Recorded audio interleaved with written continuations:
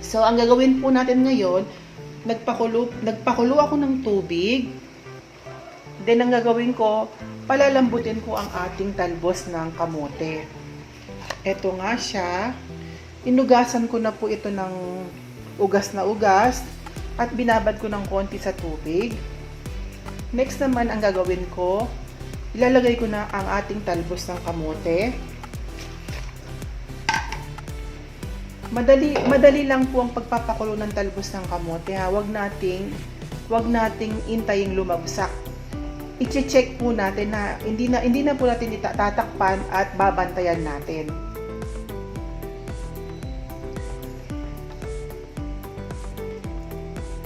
Yes, tinikman ko na po yung ating talbos ng kamote. Okay na po siya, malambot na siya. Next naman, i-drain natin at isa-set aside natin.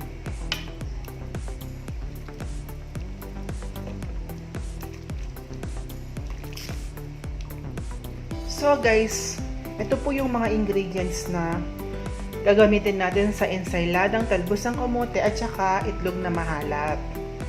Meron tayong kamatis, onion, at salted egg or itlog na mahalat. Ito nga yung ating pinakulong talbos ng kamote. Ngayon po, ang gagawin natin, ihiwain po natin ang ating mga ingredients. So, ang gagawin ko po, nagdagdag po ako ng another recipe. Ito nga po yung chicken. Yung chicken na pong yan, so bali ang lalagay lang po natin dyan yung ating in-order sa Shopee. Yun pong regalo pala sa akin sa Shopee ng aking anak. Niregaluan niya po ako ng... So guys, ito nga po yung binili ito nga yung gift ng anak ko sa akin. Gagamitin natin. Ito yung badja na complete seasoning. Mas okay po ito kasi po pag badja kasi alam ko made in India yan. Kasi diba yung mga herbs natin mostly nanggagaling sa India. Yung mostly mas maganda po yung kanila kasi parang pure po, high quality po ang mga herbs nila. Next naman po ang ating 5 spice Asian blend. Badja rin po siya. Itatry po natin siya guys kung masarap siya. O-open ko lang po. So, ang una ko pong ilalagay, ito nga po yung complete seasoning.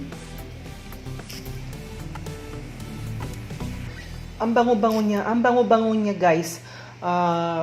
Lalo na yung mga herbs niya. So, ito po kasi parang may kasama na siyang mga herbs at may kasama. Yan po yung mga nasa picture. Yan. Yan yan, onion, garlic. At meron na rin siyang parang laurel. At saka, ano ba tong green na to? Ito lang po, ha? Next naman kung gagawin ko, aaluin ko po sa kamay, ha? Next naman po, maglalagay po ako ng, ano ba to? 5 spice. Bubuksan ko lang po.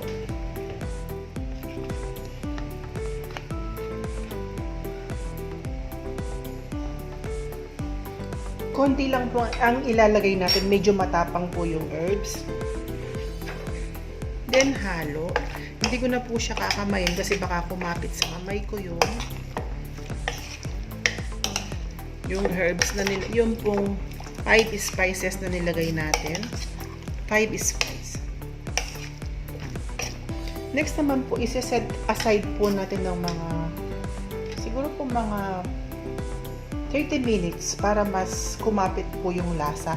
So, ang gagawin po natin ngayon, maghihiwa na po tayo ng ating ensaladang talbos ng kamote sa itlog na mahalap. Ang unang iiwain po natin ng kamatis.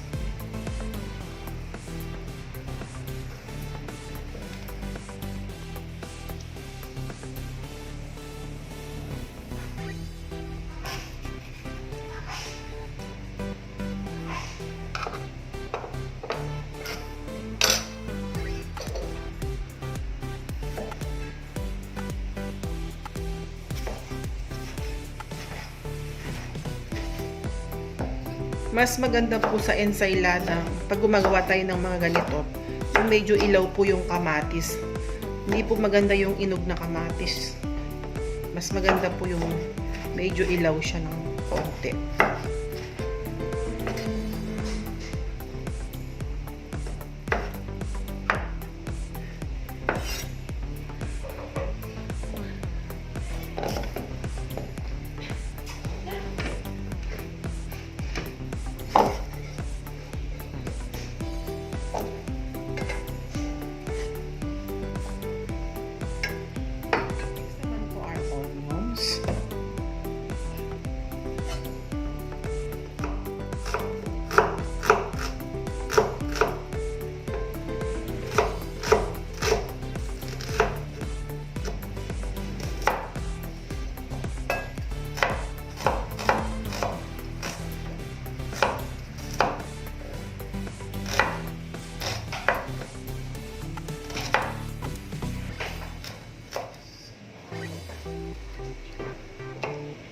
Ito po siya. Ang gagawin po natin, papakita ko po sa inyo ha. Yan. So, ito po yung ating talbos ng kamote. Iiwain lang po natin na ganito kaliliit. Yan. Ganyan lang po kaliliit ang hiwa natin.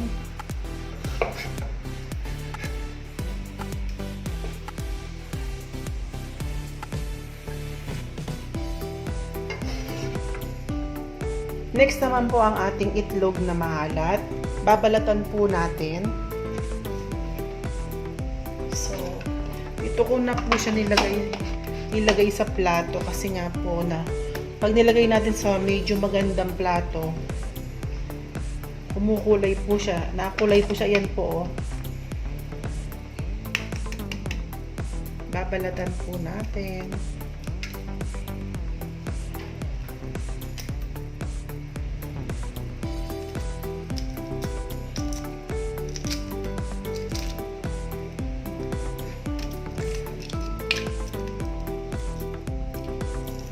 Para po masarap po siya kahit yung pinakaputi niya na makakain natin. Kasi pag sobra po ngalat, diba? Hindi maganda.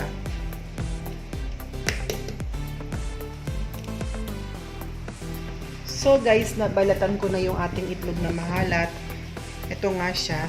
Nung tinikman ko, hindi po siya masyadong mahalat. Tama lang. Pwede natin papakinggan. Ako po, nagpapapak ako ng itlog na mahalat. So, pupunasan ko po yung ating pinaka sangkalan. Then po, ang gagawin ko, kumuha po ako ng manipis na kutsilyo. At dito ko nga po sila. Ay, wait lang po pala. Mamaya ko po siya. Aaluin ko muna pala siya, guys. Aaluin ko muna po yung ating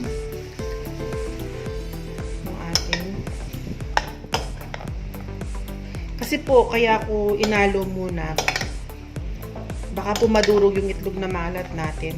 Ilalagay natin siya sa pinaka-ibabaw ng ating ensalada. Ito po, ensaladang talbos ng kamote sa itlog na mahalat. Yan. Then po, ang susunod naman ang ating itlog na mahalat. So, ganito lang po ang gagawin natin.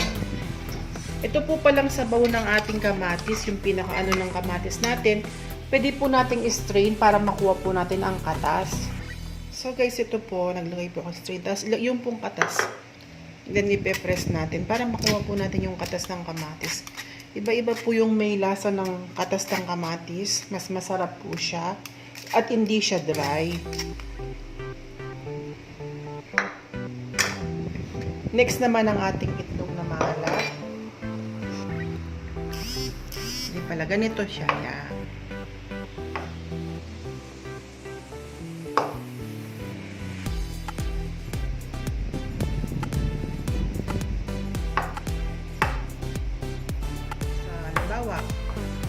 mag-aawat ng gayo.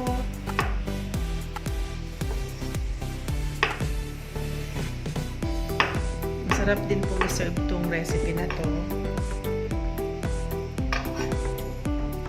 O kaya mag-boodle fight kayo, pwede rin siya.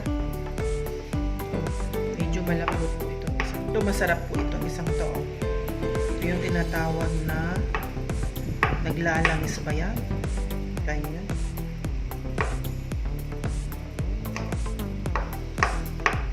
Tsaka budget friendly lang po siya.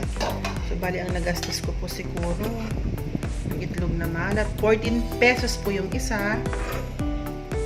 Ano po yun? 6. Talbos ng kamote, 20 pesos.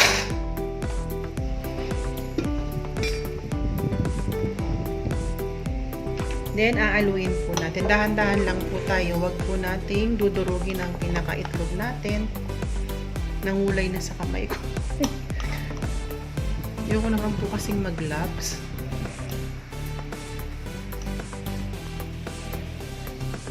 Dahil nakikita nyo sa video, mag-gloves ako. Pag hindi nyo, pag hindi nyo nakikita, hindi ako mag-gloves. O edi magpapakatotoo na lang po. Yan pong natapon na yan. Hindi natin ibalik ha. Lilinisin natin yung side natin. Next po. Ang sarap po ng sibuyas. So guys, okay na yung ating ensaladang talbos ng kamote sa itlog na mahalat. At ito nga siya. Next naman ang gagawin natin, yung manok kanina na tinimplahan natin, ipa-fried natin.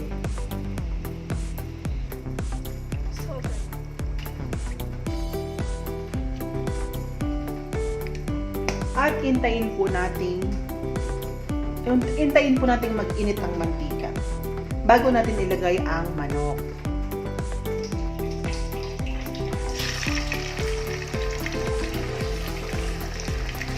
So guys, wala po akong nilagay dyan ng kahit anong breadings. Gusto ko po natural lang po ang pagkakaluto para maiba naman po.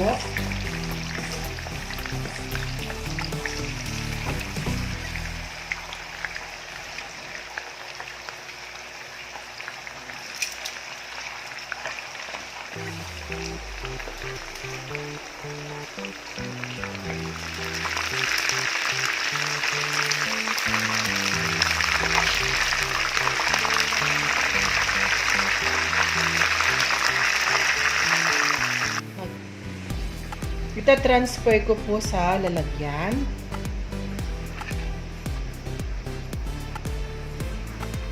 Itlog na mahalat.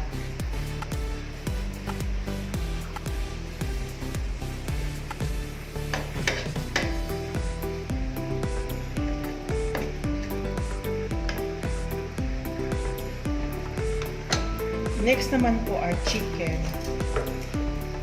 Ito po yung simpleng pagluluto lang ng manok. Wala po akong nilagay dyan ng mga breadings. Yung natural lang na luto po, yung salt, yung nilagay nga natin kaninang seasoning, yung baja. Then, nirest lang natin ng 30 minutes. After 30 minutes, pinride na natin.